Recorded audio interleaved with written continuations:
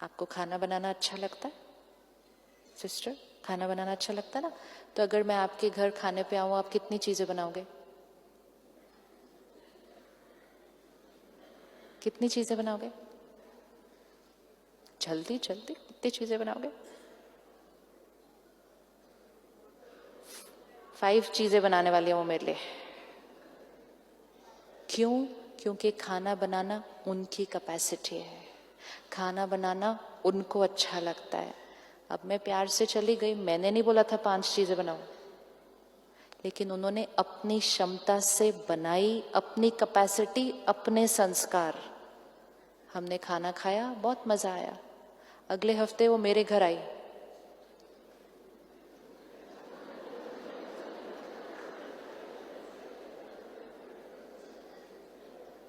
तो मैंने कहा चाय तो पी के आए होगे, 6 बज गए, और खाने का तो कोई ट्रेस दिखेगा ही नहीं। Now this is very risky. 5 चीजें बनाई, किसकी कैपेसिटी से बनाई? अपनी कैपेसिटी से बनाई। क्यों बनाई? क्योंकि वो आपका संस्कार है।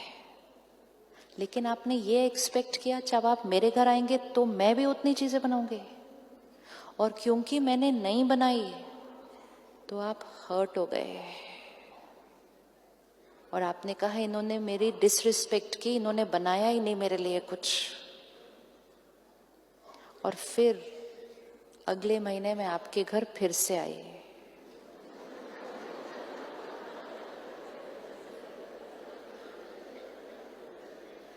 अब क्या बनाओगे? अब क्या बनाना है?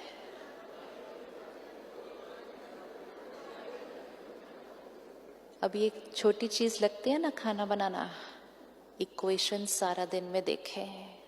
हम जो कर्म करते हैं अपने संस्कारों के थ्रू करते हैं, अपनी कैपेसिटी के थ्रू करते हैं, लेकिन हम एक्सपेक्ट करते हैं कि दूसरे के अंदर भी सेम संस्कार होगा, और अगर दूसरे के अंदर वो सेम संस्कार नहीं होता तो हम हर्ट हो जाते हैं। एंड मोस्ट इम्पोर्टेंट, अगली बार हम अपना संस्कार छोड़ देते हैं। ये कलयुग इसीलिए बना ऐसा, कलयुग इसीलिए बना। किसी एक ने गुस्सा किया होगा पहली बार, सबने इकट्ठे तो गुस्सा किया ही नहीं था कभी भी, किसी एक ने किया होगा।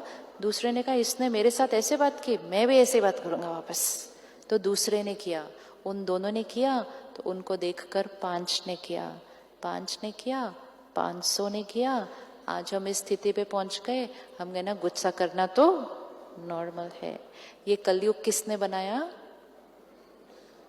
किस किसने कलयुग को बनाने में योगदान दिया? हाथ उठाना। मैंने भी। सत्युग कौन बनाएगा? सत्युग बनाने के लिए क्या करना होगा? अपने संस्कारों को, विशेषताओं को पकड़ के रखना। ये एक्सपेक्ट नहीं करना कि जो मेरी विशेषता है वो दूसरे के अंदर भी होनी चाहिए।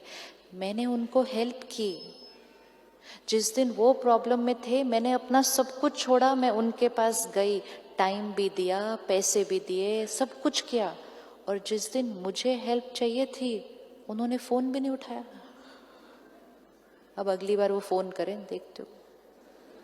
अपनी विशेषता नहीं छोड़नी किसी के लिए। अगर हम सिर्फ अपनी विशेषताओं को पकड़ के रखेंगे सत्युग आ जाएगा, लेकिन अगर हम दूसरों को देख देख कर अपनी विशेषताएं छोड़ते जाएंगे, रिस्की क्यों होता है? हर एक के पास अलग अलग है। उनके पास खाना बनाने का संस्कार है, मेरे पास नहीं है, लेकिन मेरे पास कोई और विशेषता है जो उनके पास नहीं है। लेकिन क्योंकि मैंने नहीं खाना खिलाया, उन्होंने अपने खाना बनाने की विशेषता छोड़ दी, औरों की वजह से अपनी विशेषता छोड़ देते हैं। आजकल कौन टाइम पे आता है? मैंने भी नहीं टाइम पे जाना। आजकल कौन सच बोलता है? क्या जरूरत है इतनी सच बोलने की सबको? इतना एथिकल होने की क्या जरूरत है? आजकल तो बहुत कुछ चल रहा है। दूसरों को देख देख कर अपनी विशेषताएं, क्योंकि हमने एक्सपेक्ट किया जो मेरी विशेषता है वो सबके अंदर होगी, ऐसा होने वाला नहीं। एक्सपेक्टेशन नेचुरल है, एक्सपेक्टेशन नेचुरल है? नहीं। तो क्या नेचुरल है? एक्सेप्टेंस कि उनकी विशेषता मेरी विशेषता अलग, उनका संस्कार मेरा संस्कार अलग। जब ये क्लैरिटी आ गई, मिसअंडरस्टैंडिंग का कोई कॉन्सेप्ट ही नहीं रहेगा। Misunderstanding means I don't understand your sanskar. Do not try and understand peoples sanskars. हम सबके संस्कारों को नहीं समझ सकते।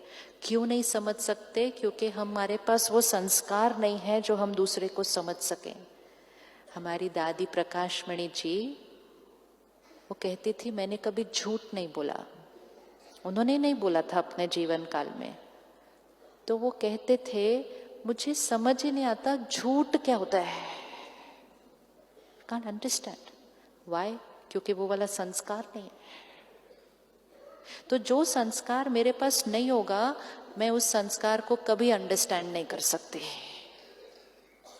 तो हमें प्रॉब्लम ये होती है कि आप ऐसा कैसे कर सकते हो? I just can not understand. Please do not understand, because we can not understand. We don't have to understand, we have to accept कि उनका संस्कार अलग है। अंडरस्टैंड करना मतलब मैं आपके संस्कार को फील करूं, पॉसिबल ही नहीं है, मेरे पास वो संस्कार नहीं है। तो अंडरस्टैंडिंग शब्द को हटाते हैं और उसको रिप्लेस करते हैं कि आई एक्सेप्ट योर संस्कार। तो मिसअंडरस्टैंडिंग शब्द खत्म।